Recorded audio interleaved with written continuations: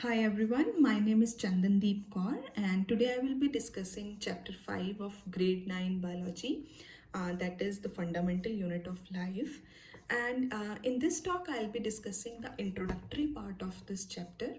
So let us start with the title itself. The title say the fundamental unit of life. Now what do you mean by fundamental? Fundamental means anything which is of core importance, which is of chief importance, right? And unit means the component, right? So they are saying what is the chief core component of life, and life here refers to as living beings. So for living beings, what is the chief and the core component? Yeah, it is cell. I know you must have heard this word many times, but do you know the technical or the biological definition of cell? It means that it is the smallest structural and functional component of living organism. It is microscopic in nature. It contains nucleus and it contains cytoplasm. So it is the structural component. Structural component means the body of the organism is made up of cell. So what is the best example we can give here is that several bricks, small bricks will combine together and they will form the house. Similarly, small cells will join together to form the body of the organism. So it says it is a structural component of the body.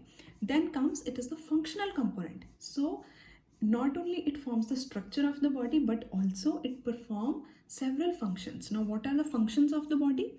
The body performs several functions. It performs physiological function, it performs biochemical functions, it performs genetic functions. So all these functions are performed by cells, right?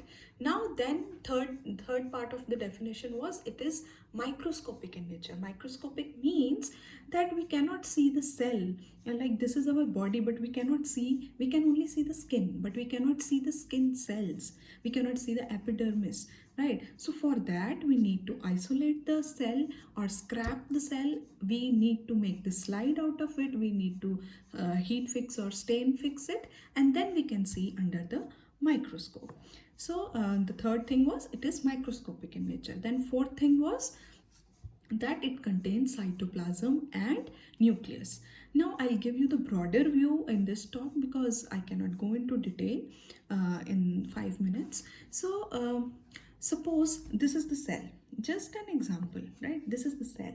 Now suppose this is the plasma membrane, this is the outer covering. There are some names. Now this is known as plasma membrane in some cells, it is known as cell wall in some organisms, right? Then in the internal part of the cell contains cytoplasm. Cytoplasm is what? It is a fluid-like structure.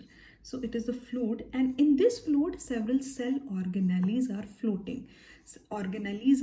There are various important organelles, and one such important organelle is nucleus.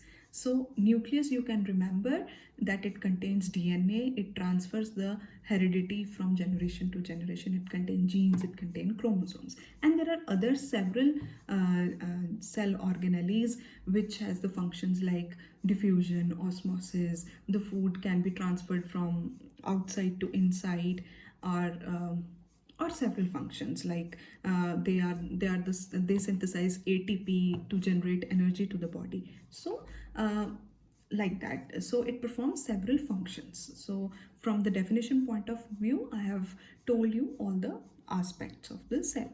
Now there are two types of cell. One is unicellular, another is multicellular. So unicellular organism mean that single cell constitute the whole organism. So the whole organism is made up of one cell. What can be the example? The example is amoeba, paramecium and chlamydomonas. So one cell is performing all the functions, it forms the structure and everything.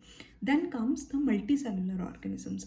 Multicellular organism means that several cells combine together to make the cell and to perform various functions. Now there is a division of labor in multicellular organism. Not only one cell is performing all the functions.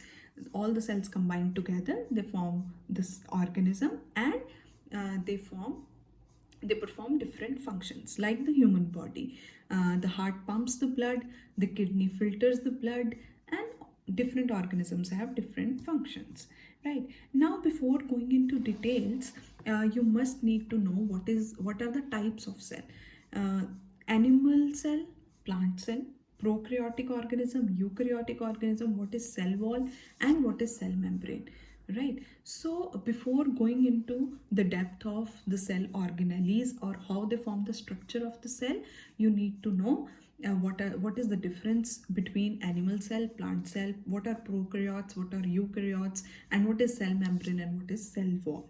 So once you know these differences, it will be easier for you to understand the functions or the structure or the other things about the cell organelles.